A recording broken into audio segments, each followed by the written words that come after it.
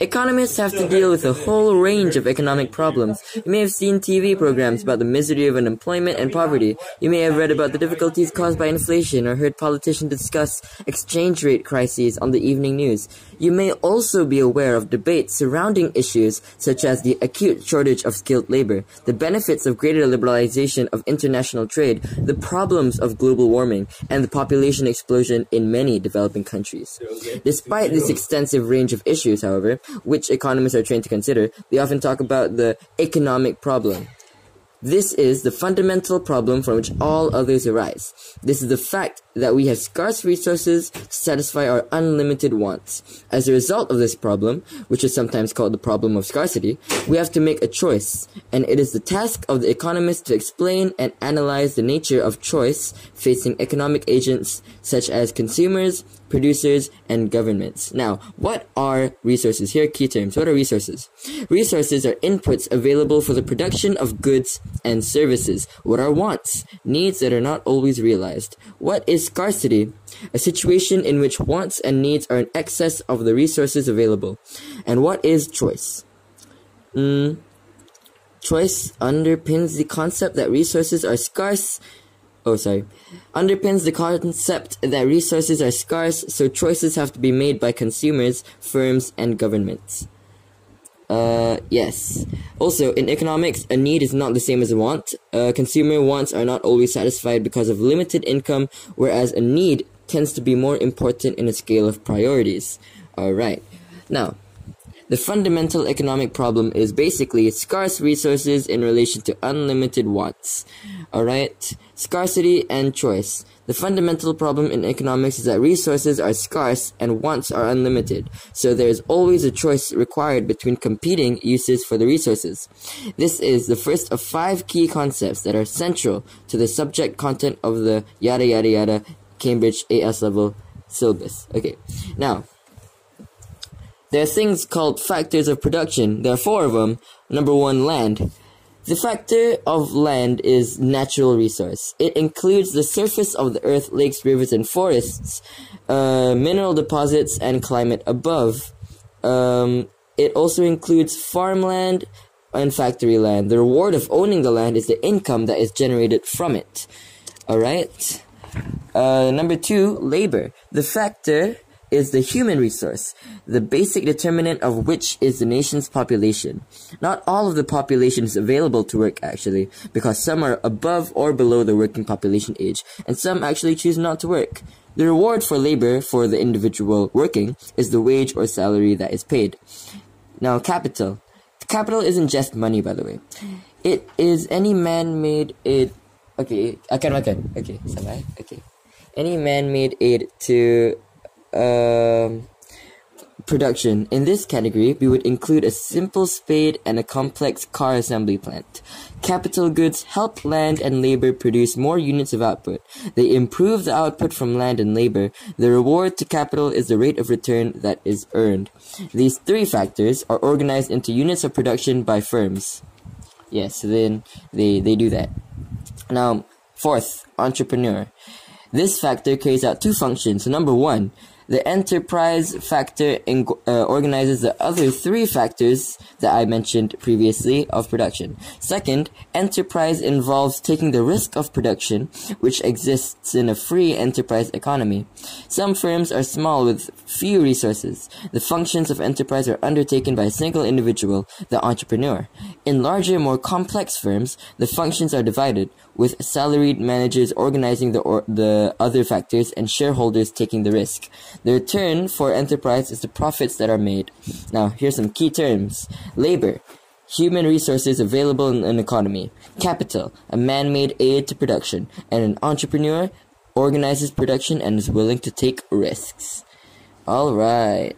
Now, some economies which are developed and good have a high quantity of all of these 4 production factors.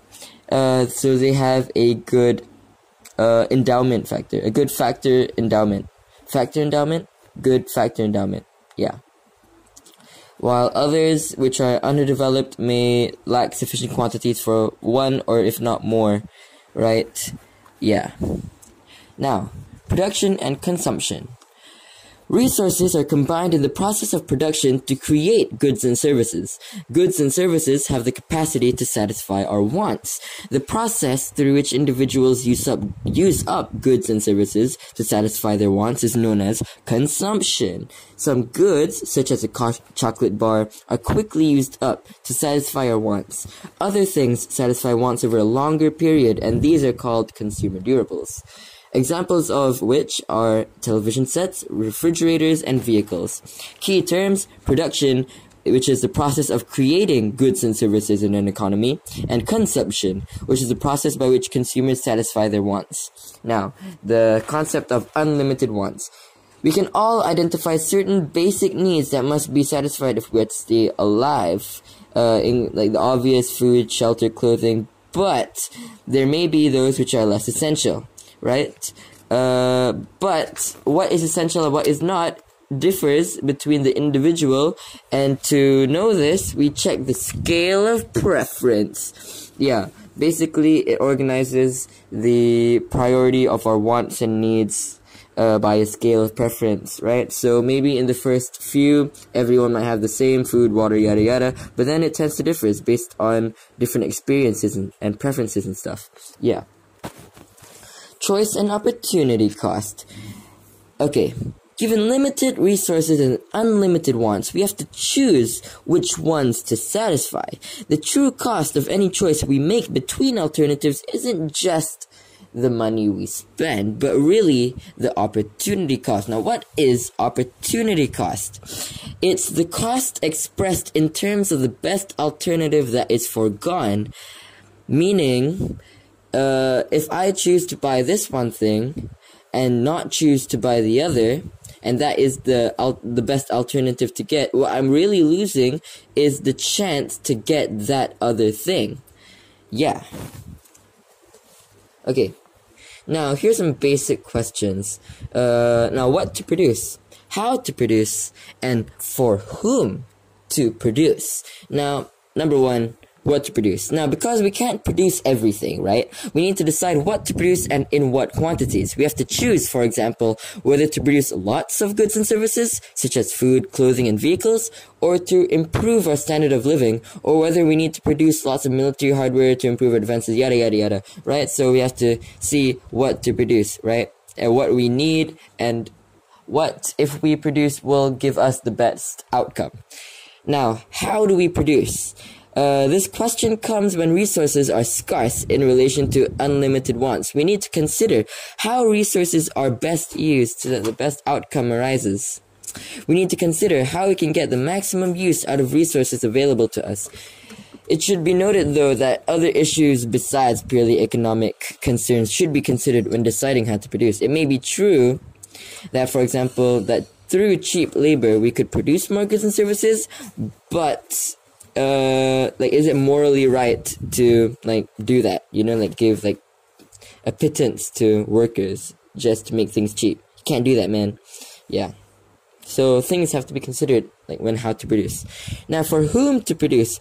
Now, because we can't satisfy all of the people's wants, right? We have to decide who gets what and who gets how much.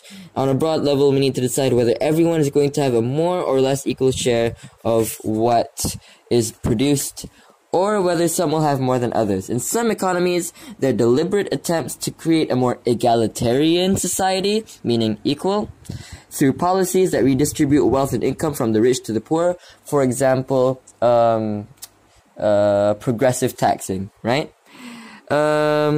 But there are also some economies that don't. Yeah. Capitalism.